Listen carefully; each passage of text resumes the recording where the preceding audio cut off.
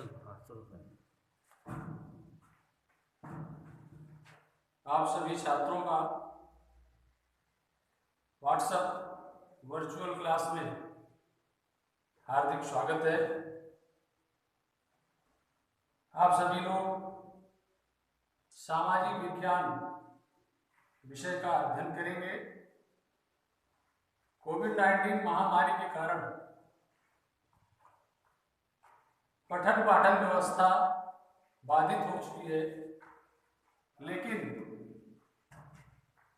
सरकार विभिन्न प्रकार के उपक्रमों से आप सभी तक शिक्षा पहुंचाने का कार्य कर रही है। आप सभी लोग व्हाट्सएप के माध्यम से, टेलीविजन के माध्यम से अपनी पढ़ाई को जारी रखिए। जो भी व्हाट्सएप के माध्यम से जा रहा है उसे आप लोग पढ़ें, नोट्स बनाएं और याद करें। हम आप लोगों को सामाजिक विषय का पहला पाठ यूरोप में राष्ट्रवाद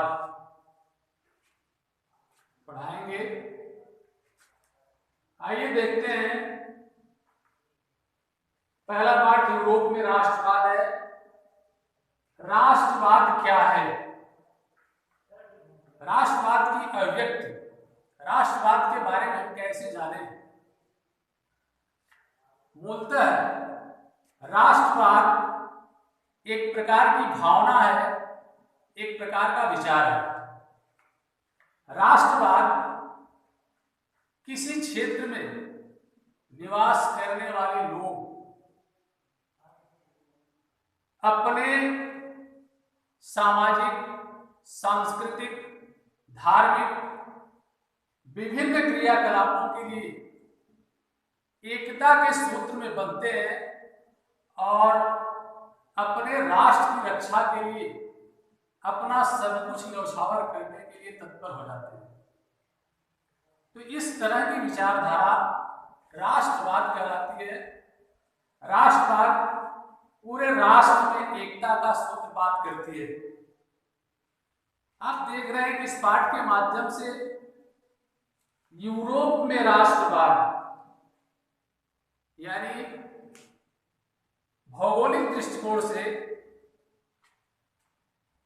7 महाद्वीपों में बांटा गया है पूरी दुनिया को, जिसमें एशिया महाद्वीप, यूरोप महाद्वीप, उत्तरी अमेरिका महाद्वीप, दक्षिणी अमेरिका महाद्वीप, अफ्रीका महाद्वीप, ऑस्ट्रेलिया महाद्वीप और अंटार्कटिका महाद्वीप।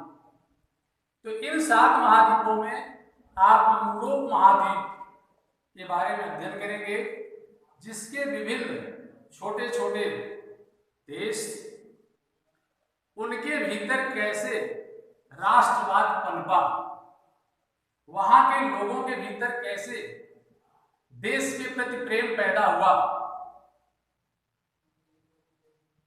ऐसा तो है नहीं कि एकाएक किसी व्यवस्था में आमूलचूल परिवर्तन हो जाता है।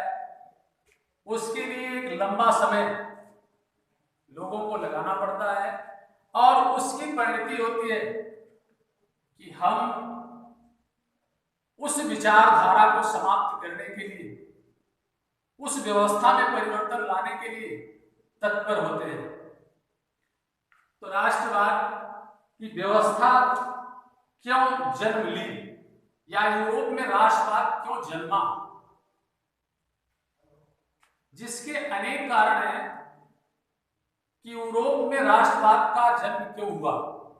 मूलतः यूरोप में जो राष्ट्रवाद की परिणति होती है वो 1789 की क्रांति, फ्रांस की क्रांति के द्वारा दिखाई पड़ती है। और फ्रांस की क्रांति में राष्ट्रवाद का जन्म माना गया है, क्योंकि फ्रांस का राजा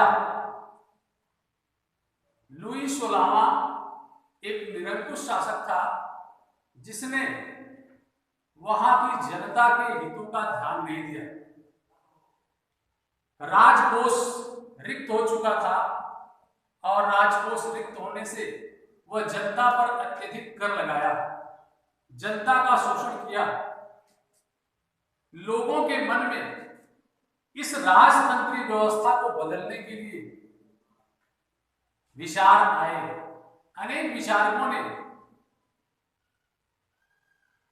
अपने लेखों के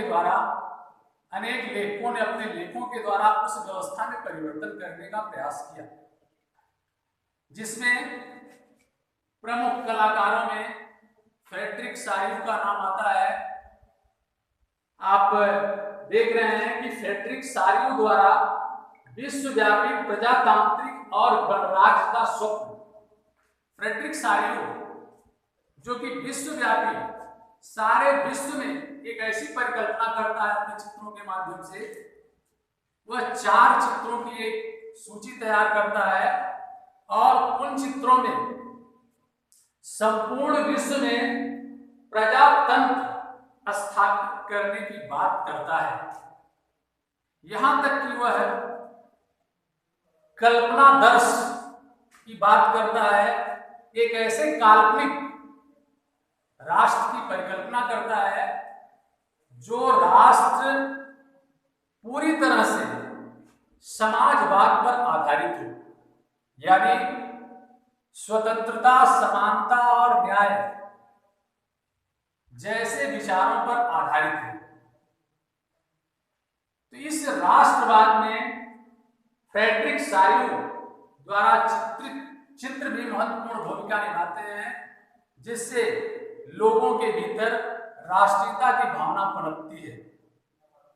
राष्ट्रवाद के अनेक बिंदु हैं, जिसमें आप देख रहे हैं कि वैचारिक चिंतन, नए नए आविष्कार, कलाकारों द्वारा चित्र, ये तमाम ऐसे बिंदु हैं जिनके द्वारा यूरोप में राष्ट्रवाद का अभ्युदय हुआ।